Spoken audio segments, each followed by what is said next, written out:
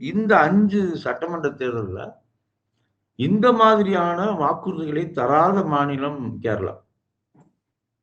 கேரளால இருக்கக்கூடிய Marxist communist கட்சி தலைமையில் அந்த அரசு இப்ப இந்த மாதிரி நாங்க ஃப்ரிட்ஜ் தரப்போறோம், அது தரப்போறோம், அந்த மாதிரி எல்லாம் வாக்குறுதிகளை அங்க கொடுக்காம ஒரு 3 விஷயத்துல கவனத்தை சொல்றாங்க அவங்க. ஒண்ணு கல்வி, இன்னொன்னு சுகாதாரம், இன்னொன்னு வேலைவாய்ப்பு. இந்த 3 விஷயத்தையும் அவங்க குறிப்பா சொல்றாங்க.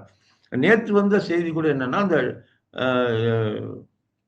இந்த இடது ஜனநாயக முன்னணி அரசு உருவாக்குன அந்த டெக்னோ பார்க் கடந்த 5 ஆண்டுகளாக அதுக்கான சர்வதேச அங்கீகாரம் அதுக்கு கிடைச்சிருக்கு.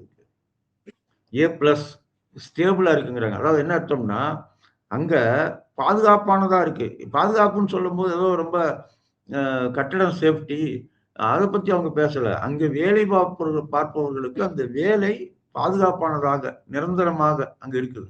அதே நேரத்துல அங்க நிறுவனங்களுக்கு லாபம் தரக்கூடிய இடமாக அது இருக்கு. இதெல்லாம் கணக்குல எடுத்து தான் அந்த அங்கீகாரத்த குடுத்துருக்காங்க. 5 வருஷமா தொடர்ந்து இந்த டெக்னோ பார்க்ஸ் வாங்கிட்டு இருக்காங்க.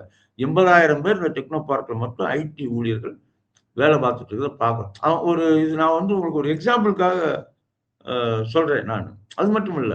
பொதுத்துறை பாதுகாப்பு. அதாவது காங்கிரஸ் ஆட்சியில நஷ்டத்துல இருந்த பொதுத்துறை நிறுவனங்கள மீட்டு லாபத்துல கொண்டு வந்திருக்கிறத நம்ம வந்து அங்க பார்க்கிறோம்.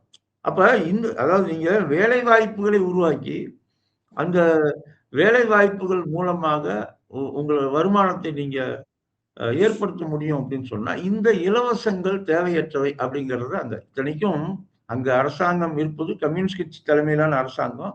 அந்த கம்யூனிஸ்ட் கட்சி இயங்குறது இந்த எல்லாரும் சொல்லக்கூடிய இந்த முதலாளித்துவ அமைப்புக்குள்ள இயங்கிட்டு இருக்கிறதுனால, அவங்களுக்கு இருக்கக்கூடிய அந்த வரையறைக்கு உட்பட்டு இதையெல்லாம் செய்ய முடியுது.